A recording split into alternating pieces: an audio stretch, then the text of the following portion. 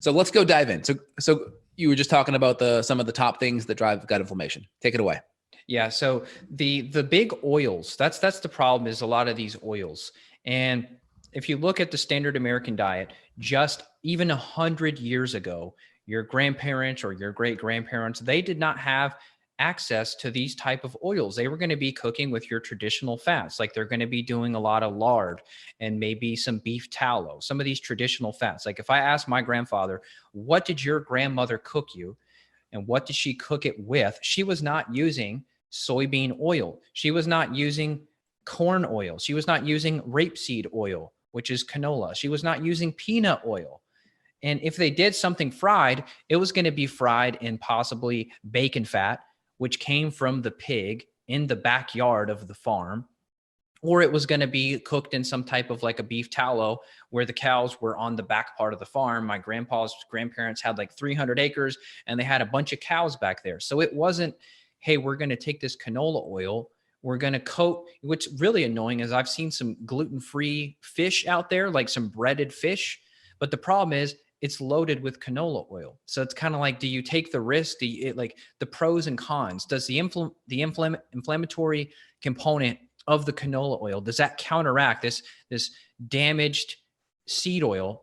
Does that counteract the benefit of the cod or the salmon or whatever else you get? And the answer is, I don't know. I think you kind of have to choose your battles. What's your comment on it? Yeah. So when it comes down to fats, most plant fats are not going to be the best unless they're cold extracted or unless they're minimally processed to extract the fats. Partly because of the processes of extracting, it tends to damage the fats. Because the heat in the extraction process also makes the fats rancid and taste bad. There's a lot of like deodorizing and filtration and different processes to make it more palatable that you would never be able to have in a natural state. So the best plant fats are going to be, obviously, number one is coconut oil, because it's a saturated fat. It's going to be more temperature stable. And then number two would be like either a cold pressed olive oil or a good quality avocado, which is primarily a monounsaturated fat. And then from there, something like a palm, which is more in a kind of saturated state. And then, of course, you can do outside of that, an avocado oil would be pretty reasonable.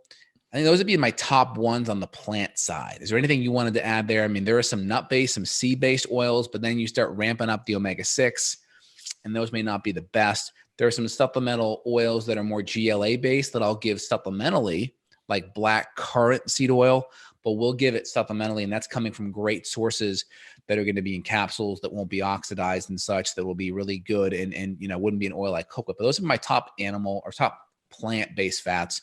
And yeah, that's going to be really helpful because bad fats are going to, one, create a lot of oxidative stress, and they're going to deplete a lot of your antioxidant reserves, because if those fats are oxidized, your body's going to need a lot of vitamin C and vitamin E to help with the oxidative stress that those fats may cause your body.